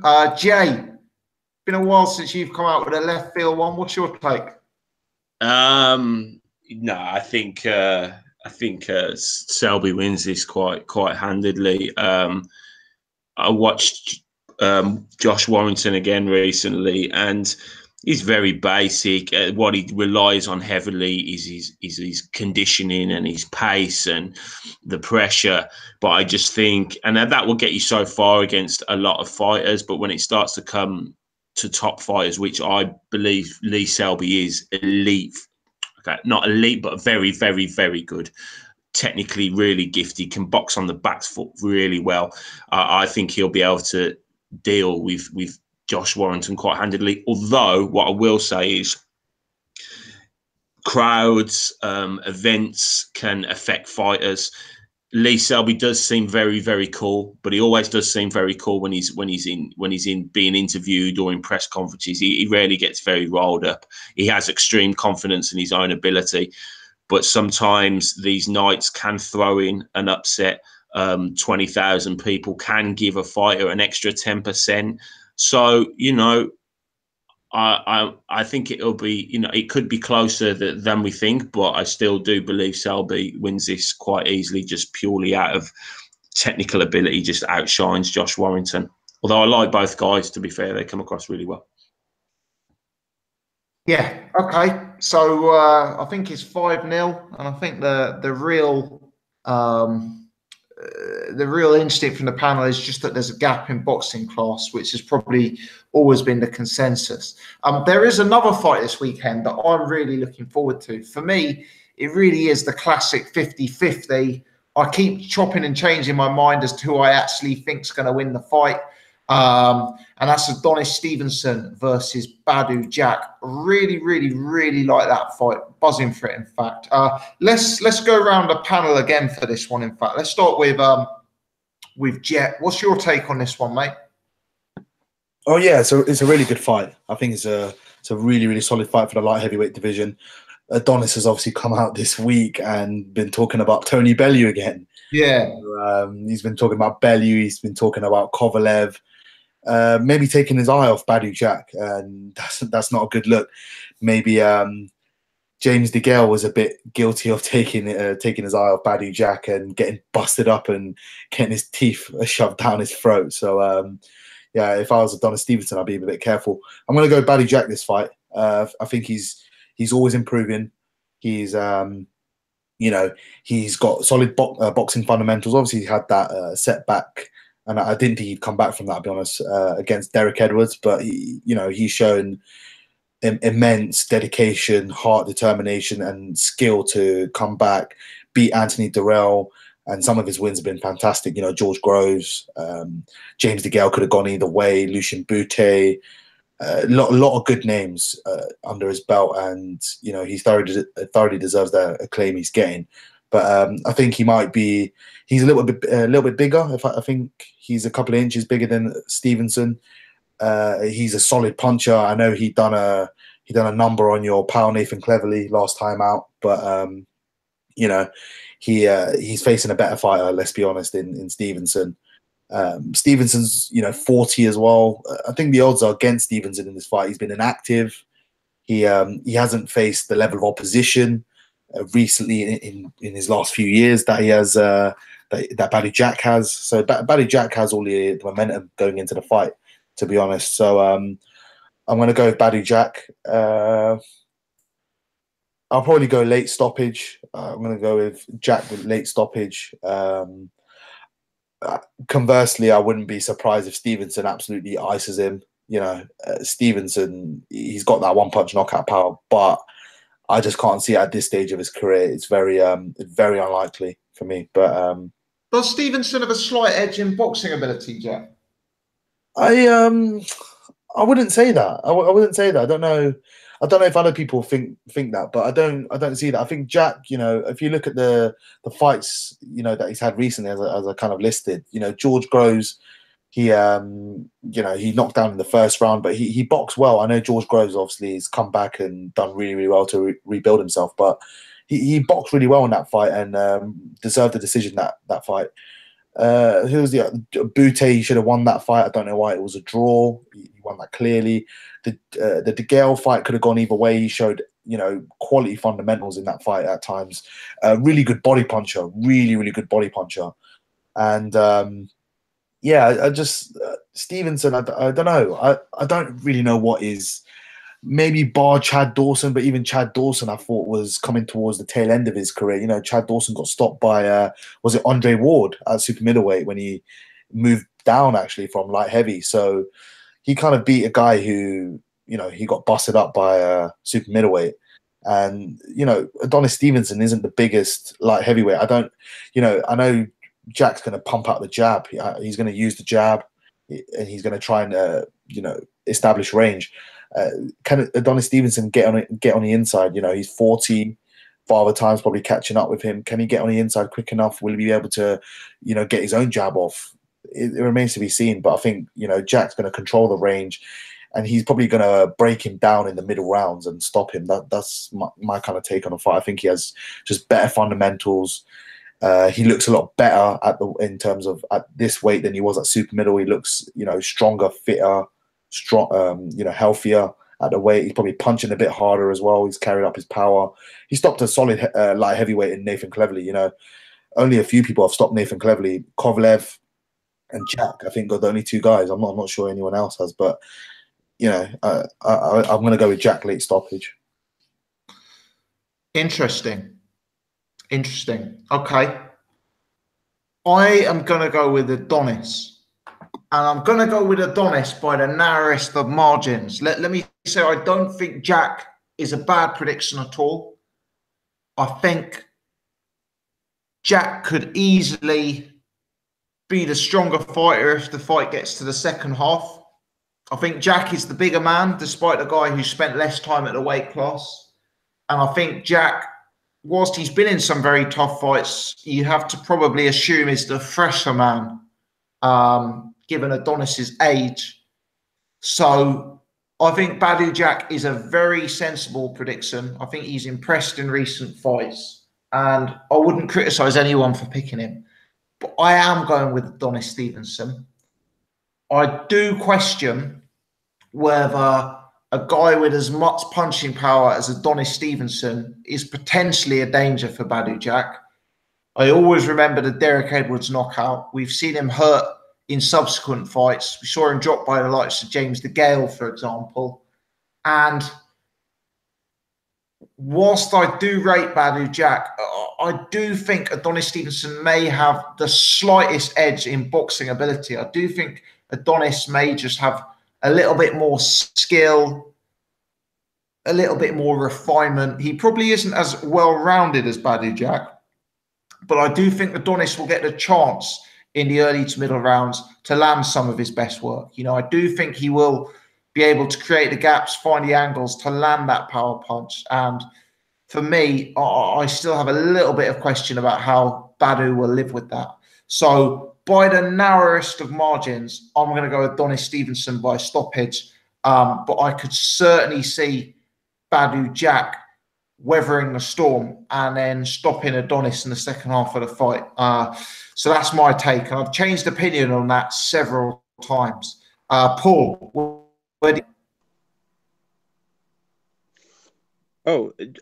did we lose you, or was that just me? Say something. Hello, mate. You got me? Oh, yeah, I've got you, yeah. Did you hear my prediction there or not? Yeah, I heard your prediction. Just the last couple of words seemed to cut out. I don't know if that was the case for anybody else, or maybe it was my headphones. You never know. Yeah, good fight. I like you have been going back and forward on this a little bit. I mean, the thing with Jack is he's not a guy that uses movement to get out the way of shots. He's a guy that just blocks, and I just wonder whether that was one of the thoughts I've been having, is whether Stevenson might not just punch through that fucking guard, because, that's the way Jack fights. He's not gonna change that. Having said that, I think Jet makes some good points about his inactivity. Stevenson just had one fight every year for about the last 3 years. Fonfara, the last fight, he actually looked quite good in that fight, I thought. But it's kind of Fonfara. I mean, some of the opposition has been questionable. Carpensi, Sakio Bika, you know, it kind of like, I hope Jack wins, to be completely honest, because the way he's sort of like held that fucking belt hostage and the whole Kovalev, because I don't know if people realize this, but like when they were trying to make the Kovalev Stevenson fight, Kovalev was actually tied to, I think it was HBO, and Stevenson, although he was fighting on Showtime, wasn't contracted to Showtime. So the situation was that Stevenson could have fought on HBO, Kovalev couldn't fight on Showtime, but Stevenson was insisting it be on Showtime, which, you know, for me, that's a duck. And he just, like, I don't know, he's a bit of a wanker. And I think Badou Jack is definitely an improving fighter. I'm going to pick Badou Jack on points. I think Jack's got the you know, he's a younger man. He's probably, even though he's, you know, coming up, I think he's probably going to be the bigger man. I agree with you that I think Stevenson probably does have the edge in sort of pure skill, pure boxing skill. I think he's, you know, he hits harder. I think he's a more athletic fighter. I think he's probably, you know, a bit more snap to his punches. But he's 40, man, and he hasn't fought for it's going to be about, I think, just over a year by the time this fight happens. And I just wonder whether Jack's maybe a little bit too fresh. Great bodywork, like Jet said, and he's kind of like he's been having that sort of, he's very, very improved fighter. He's not the fighter that Derek Edwards knocked out. He's just not. I buy the fact that he was finding it difficult to make super middleweight, and I think this could be his kind of like coming out, if you like, coming out party, like Badou Jack. I'm going to pick Badou Jack to win on points. On points, okay, interesting. We've had 3 predictions and 3 different responses so far. Jay, give us your take on this one. Yeah, I pretty much agree with what Jet's saying, really, and what Paul's saying. I think you're just hating on him because he beat your man. But taking that aside, at the end of the day, he's fought six fights in 4 years. He's 40 years old. He's only fought out of Canada twice. One of the times he lost. So I think like Paul says, Badou Jack is an improving fighter. I think he might be a little bit more hungry. Although saying that, Adonis Stevenson had time out of the ring, and maybe that's to his benefit because of his age that he is not that active. But you know, to have like such a, you know, he's been his first fight. Let me see. His first fight was in 2006. He's had 30 fights since 2006, and he's 40 years old. I mean, it's quite remarkable in a way.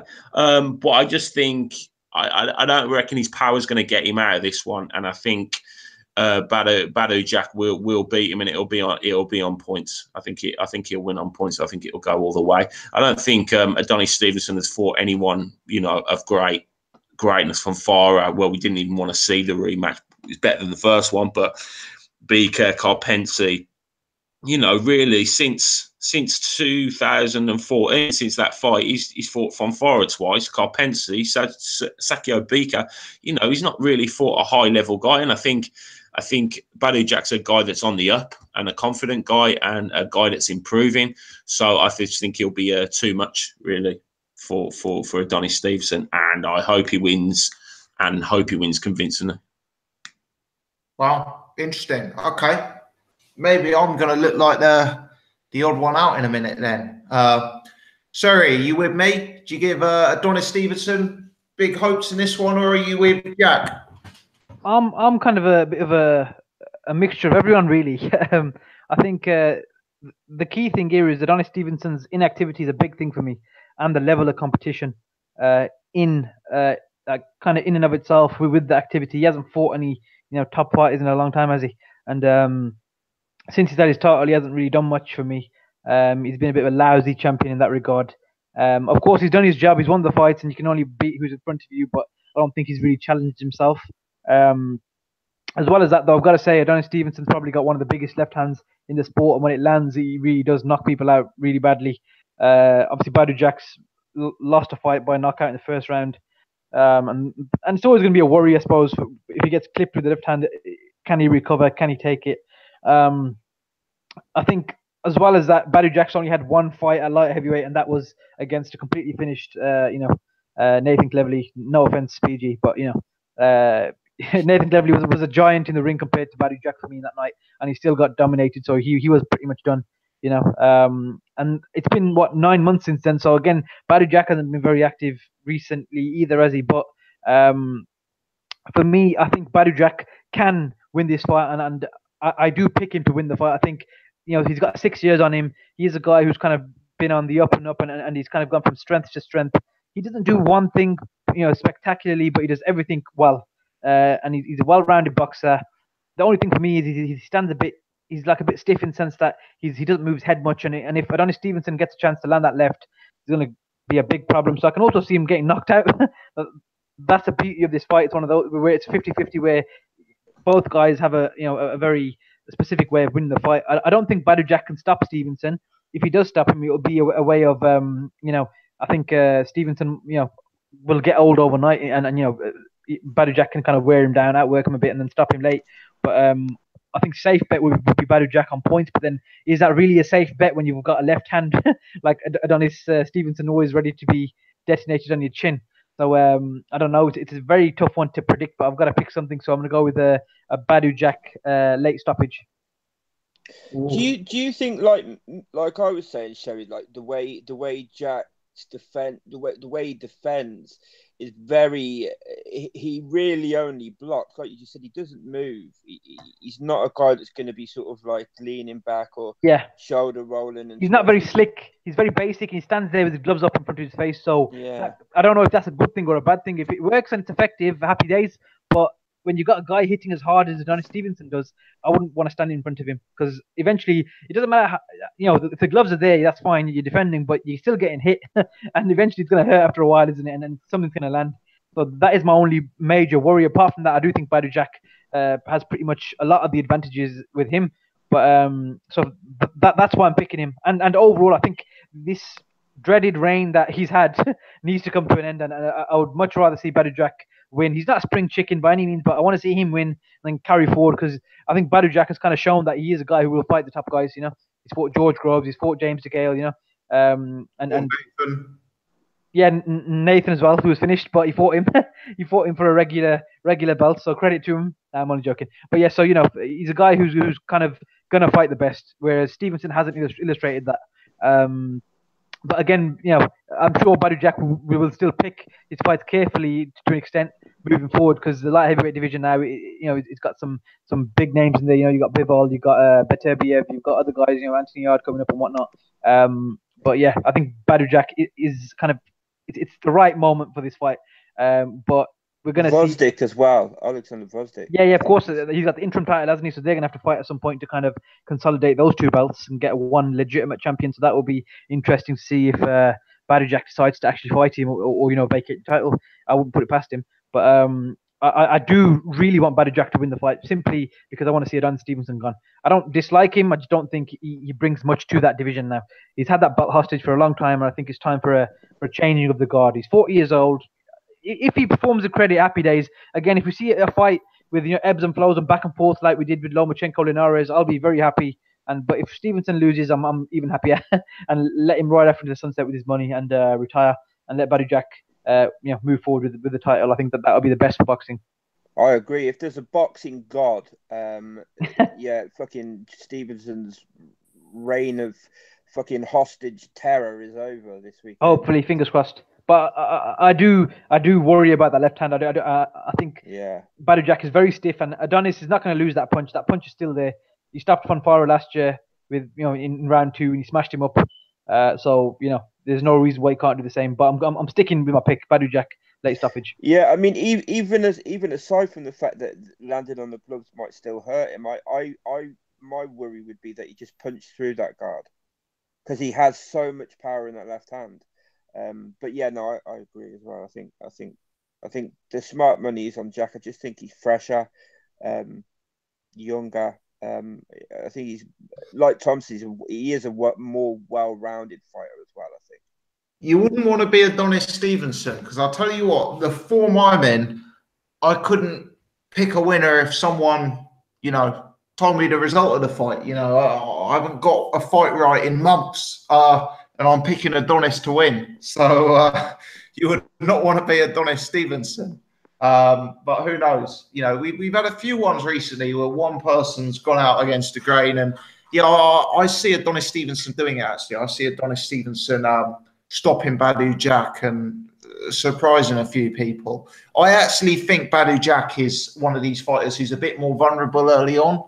If I look back at a few of his fights, for me, he's someone who maybe he takes a little while to warm into the fight, and I could see him getting caught cold here. But the problem with your point on the one person going against the grain thing is, the problem is that's usually me, Tom, isn't it? You don't often do that. I don't. No, you're right. I mean, obviously you went against the grain in Floyd McGregor, but yeah. Do you know? It's funny. It's funny you say that. There's a thing in the comments on one of the videos the other day, and somebody said that, because some people do actually think I actually picked McGregor. So someone was going, oh yeah, I can't believe it. This okay, Paul, pick McGregor, and somebody come in and went, yeah, you did, Paul. This is what you said and whatnot, blah blah blah. I was so fucking irritated. I went back to the fucking video and I found the point at which I fucking picked it, and I came back to the comments and responded with the fucking time in the video that I said it and everything. So yeah, you can't label that bad as Sherry picking Glowacki. Don't worry. I know it's me and Sherry. Like it's the Irish and Polish. Hold on a minute. Hold on a second. Listen, this Glowacki thing. I'm not even joking. Yeah, I know. I remember picking him, but I don't even remember why I picked him. So I don't know how this even happened. But picked him to beat Usyk. Yeah. No, I know what fight it was. I don't remember what I said or what my reasoning was. I might just I remember it clearly. Sorry. So it was beat Glowacki. You were the last person I came to. So I went through the whole panel and everyone was like, Usyk, yeah, this bit, yeah, Usyk's the best. Yeah, then the next person went and spoke for 2 minutes about why Usyk would win. And then at the end, I just went, oh, and Seri, who are you picking? And you went, actually, I think Glowacki's going to win. I don't know who Usyk's really been in with. Glowacki, right, in his last fight, etc. You were just like, I'm just with Glowacki. It was just like the most. Don't worry, Sherry. We all inspired. I think I'll call it a night now. Bye. Let me ask you guys about Gary Russell Jr. versus Jojo. Nobody cares. Nobody cares. Is that not a good fight? No, I'm joking. It's a good fight. It's a good fight, I think, but I don't know if it's a priority for any of us. Russell's been inactive for Exactly. So inactive. If he keeps active, he's probably one of the best fighters in the division, but he never fights. I think this is mandatory again, and the WBC has actually enforced the mandatory on him, because I know Warrington was number 2 or something in the WBC behind Diaz, so yeah, you actually have to force it to happen. So is that a Diaz pick then, Jet? No, I don't know. I don't know. It depends what Russell turns up. Diaz hasn't really been in there with anyone, to be honest. So no, I'll pick Russell. But that's not a confident pick by any means. He's been inactive for ages, so that's a fight. It's an interesting fight. It's an intriguing fight. I don't know how it will turn out. Okay. Anyone else got any thoughts on that one? I like Diaz. I agree with Jet. He hasn't been in with the same level of opposition. I just worry that I just think that maybe the inactivity might play a part in it, and I do like Diaz. I'm going to pick Diaz. I think Diaz might beat him. It's a good fight. It's a really good fight for the division. If Diaz wins, actually. Yeah. No, I think I like Diaz.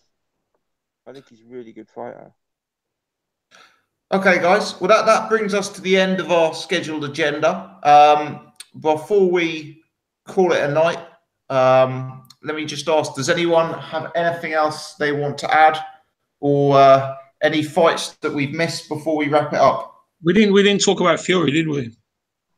No, we didn't talk about Fury. I did a post-fight reaction video where I said it was a relatively run-of-the-mill success, but at the same time, I was pleased that when he was asked to sit down on his punches, he was responsive to doing that.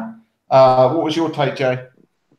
Yeah, pretty much the same, really. Yeah, he did what he had to do. Really, there's not a great deal you can take from it. I think it's I think it was, like I said last week's a good thing. I think he needs to go back and I quite agree that he should stay around this sort of level and maybe fight some of those top British guys, you know, just to gain that extra experience before taking a run at that world title tilt again. But they seem to be very keen on, you know, him going straight back in it, but it's going to be very, very difficult for him with his promoter and with his lack of saleability, etc., etc. But I think he should fight. I'd like to see him fight Tony Bellew. That's a fight I'd like to see. I think it'd be interesting. I wasn't overly impressed with Huey. I've got to be honest. I like Huey. Like you guys will know, I'm like usually one of his biggest advocates. I think, you know, got the best footwork in the heavyweight division. Just think, like early on in his career, he used to do. He seemed to be a lot more sort of like active, and he used to go to the body a lot. I think he's underrated, but body work, and he doesn't seem to do it anymore. And he also seemed like he seemed to swing a bit wildly. He missed a lot of shots, like that overhand right that he tries to throw. That I don't know, he missed about 4 or 5 of them. And you know, Sam Sexton, you know, I know he stopped him and stuff, and you know, can't take too much from him, but I don't know. I wasn't overly impressed with Huey Fury. I don't know if anybody agrees with me or. The highlight was Kerry Katona running into the ring with an Irish flag.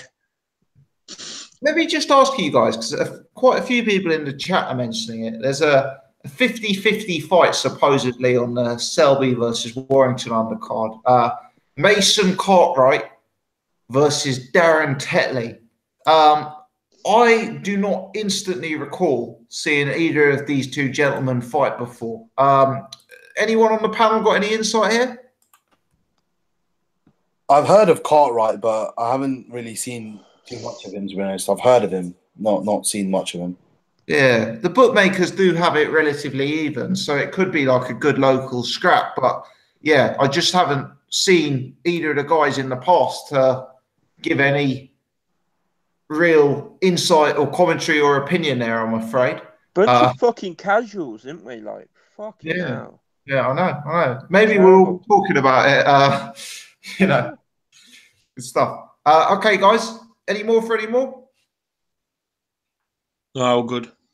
In that case, I'll wrap it up for the night. Let me say a few quick thank yous. Let me give thanks to everyone from the panel. Let me give thanks to all the guys who've been in the chat since even before we went live tonight. 96 of you have hit the thumbs up button. Many thanks to the 96 who've done that. Please continue to do it. Let me just give a quick plug to some of the panelist channels. Jet's channel is Boxing Discussions. Paul's channel is Abstract Boxing and Stuff. ABZ TRACT Boxing and Stuff. Be sure to check those two channels out. Anyway, over and out. Happy Wednesday. Thanks for tuning in, guys. Au revoir. Happy Wednesday. Happy Wednesday.